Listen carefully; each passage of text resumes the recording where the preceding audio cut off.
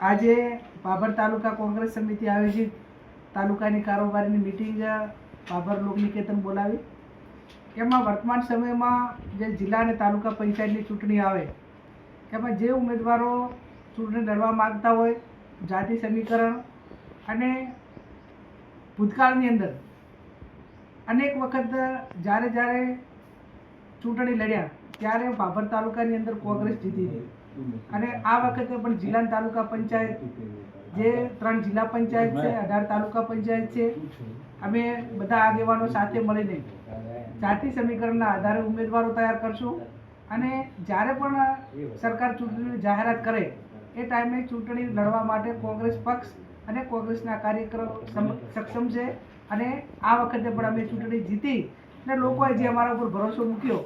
એ તમામ નાના મોટા કામો અમારા કાર્યકરો કાયમી કરે છે અને આવનાર સમયમાં કરશે। પણ એટલું ચોક્કસ કહું આપના માધ્યમથી કે ભારતીય જનતા પાર્ટી ચૂંટણી આવે ત્યારે અનેક વખત વાયદા આપે છે અને જાહેરમાં કહે છે કે ભાઈ અમારી ચાલુ સરકાર છે એટલે કામો કરશું। ભૂતકાળમાં પેટા ચૂંટણીમાં જેટલા વાયદા આપ્યા હોય, ગામથી ગામને જોડતા રોડની વાત હોય, નવી કેનાલની વાત હોય, કેટલાકને બદલીની વાત હોય, તો અનેક વખત કાયદો અને વ્યવસ્થાની વાત હોય, તો આ તમામ કામો જે વોટ એમને લીધા એના પછી એક પણ કામ કર્યું નથી। તો અપેક્ષા રાખો કે હવે ચૂંટણી આવી છે